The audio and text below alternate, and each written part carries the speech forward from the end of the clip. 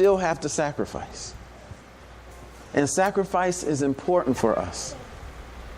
Sometimes events happen where we see that sometimes the very things that we're afraid to sacrifice can be taken away from us just like that.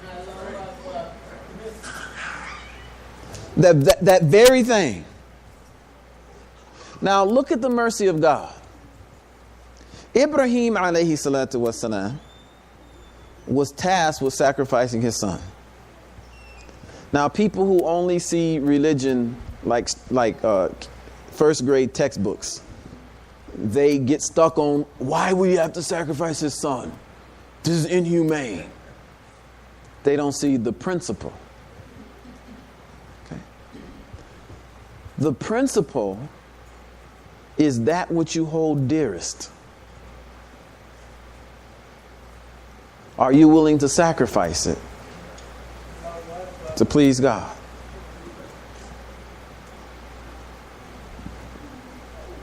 When Ibrahim alayhi salatu wasalam showed he was willing to sacrifice,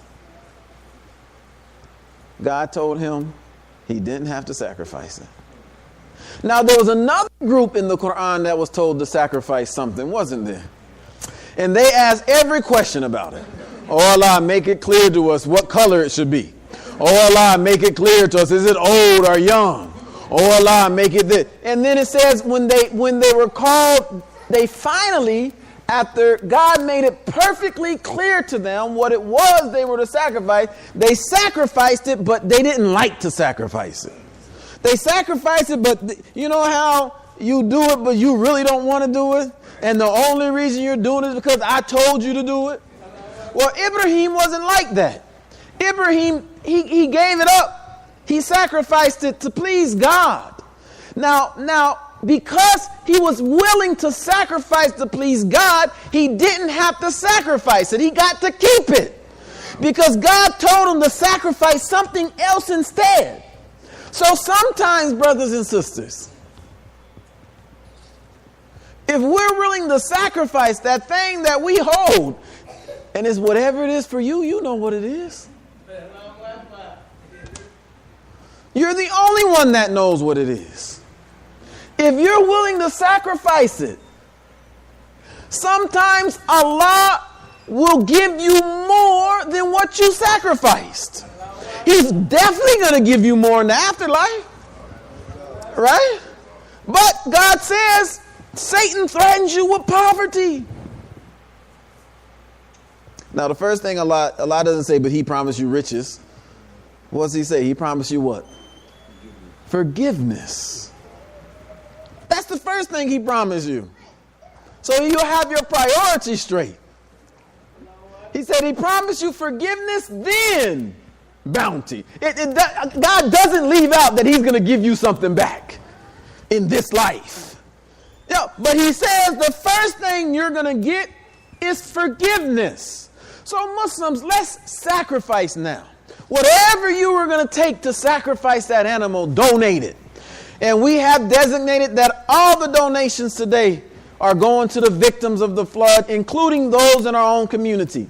And from all around the country, we've received phone calls. Myself, Imam Qasim, Imam Farouk, and many of you received phone calls from Muslim communities all around America asking us, what can we do? How can we contribute? What can we do to help? So Masjid Warathuddin Muhammad has set up a hurricane relief fund. You can make a contribution to the hurricane relief fund. We're going to make sure to do two things. Serve those in this immediate area who have been affected by the flood. We're going to make sure that they get the provisions that they need so that they can get through whatever challenges that they're facing. And we're also going to take care of those members who attend this masjid. We're going to make sure that your needs are met. A form has been developed. It's been sent out. Put your name on the form, send it in to us so that we can get a needs assessment, so that we will know what you need so that we can distribute. We're accepting donations this morning. We're accepting donations at Jummah, inshallah. We're also accepting donations tomorrow. We'll be here tomorrow from 3 to 6 distributing goods. We already had a bunch of stuff for our school drive, so we're going to distribute those for the school supply drive, but we're also going to distribute the donations that have come in today. We're going to be making distribution for those who were adversely affected by the flood. So if you can make a donation, make a donation. If you can make a contribution, make a contribution. Check out our Facebook page where we list the best things to contribute, okay? Because clothes aren't necessarily the best things to contribute. Because sometimes it becomes too much space, you get too much of them. So we have a list of specific items that it's best to contribute here, or just make a donation. But if you don't want to make a donation here, donate to any mosque in the city. If you don't want to donate to a mosque, donate to the City of Houston Foundation that was established by Mayor Turner. You can go online and you can make a donation to it. And know that the funds that we are collecting are not just for now.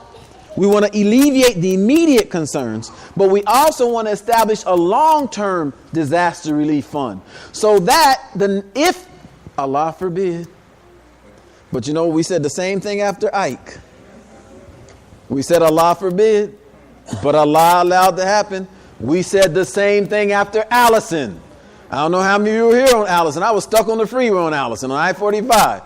By friends, I couldn't get off the road trying to pick my wife up. Somebody in a Suburban had to bring her, right? Then after that, I went and bought a Suburban.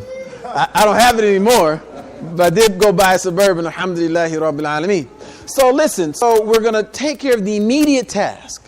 But know that after we rebuild, we have to have a long-term fund available so that we can immediately respond when disaster needs of our community. So alhamdulillahi Rabbil Alameen. Eid Sa'id Mubarak. Have a blessed, happy Eid.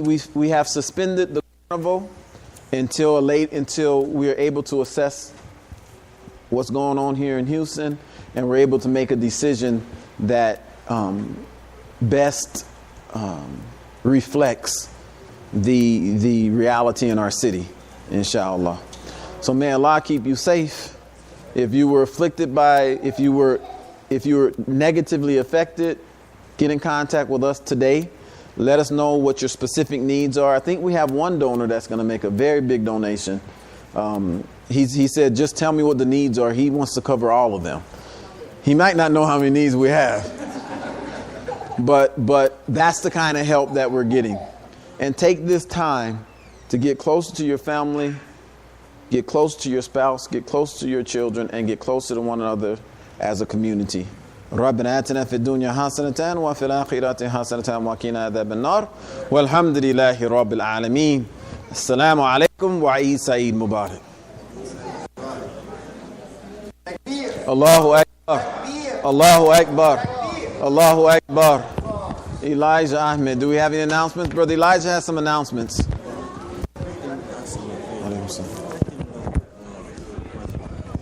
Assalamu alaikum, Eid Mubarak.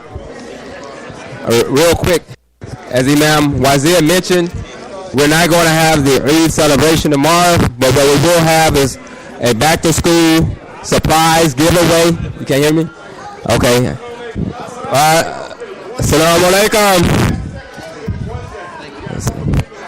Brief announcements, real quick.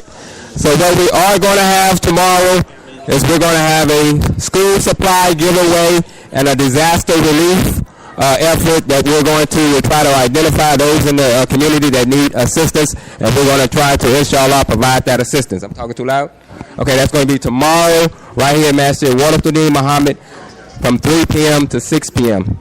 And again, I want to echo what Imam Wazir said, that if you are in need, please see myself or Imam Farouk so we can begin the process of identifying what we can do to assist you. Let them know we'll be meeting later as a community to discuss long-term plans for if anything like this happens again. Now we'll address it. Right. So, and we will have a meeting later on to discuss a long-term plan and goal to put together, so if something like this happens again, we will be better prepared to address it. Now, of course, our Eid brunch that we normally have is going to be scaled back, and it's going to be delayed because our chef got rerouted. So we will have something available, though, for everyone to take part in next door, but please give us some time to get that ready. Okay. That'll be at what, 10:45? The second salat will be at 10:45. I know everybody here prayed, so that's why y'all don't want to listen. The second salat will be at 10:45.